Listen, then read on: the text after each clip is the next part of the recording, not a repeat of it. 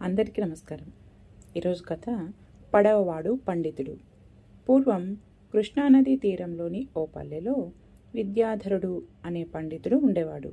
ఓసారి ఏదో పని మీద ఆయన నది దాటాల్సి వచ్చింది. అందరికంటే తానే గొప్ప అని విద్యాధరుడు నిత్యం గర్వంతో ఉండేవాడు.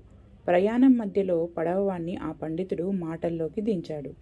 అతడి వివరాలన్నీ తెలుసుకొని, నీకు సంస్కృతం చదవడం వచ్చా అని అడిగాడు. రాదని చెప్పాడు పడవవాడు.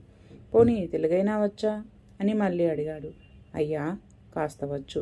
అయినా నేను మీలా పండితుణ్ణి కాదు, పడవ నడిపేవాడిని, పెద్దగా చదువుకోలేదు అన్నాడు. ఏమిటయ్యా, ఏమడిగినా రాదంటున్నావు?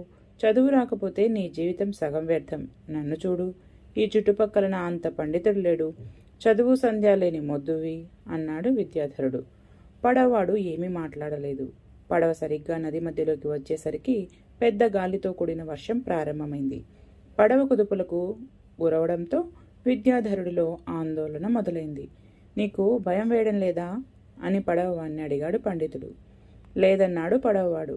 నాకు ఈత రాదు, పడవ మునిగితే ప్రాణాలు పోతాయిగా అన్నాడు పండితుడు. అయ్యో, ఇందాక సంస్కృతం తెలుగు రాకుంటే జీవితం సగం వృధా అన్నారు, మరిప్పుడు మీకు ఈత రాకుంటే జీవితం మొత్తం వృధానే కదా అన్నాడు పడవ నడిపే వ్యక్తి. కాసేపట్లో ఒడ్డుకు చేరుతుందనగా పడవ మునిగిపోయింది.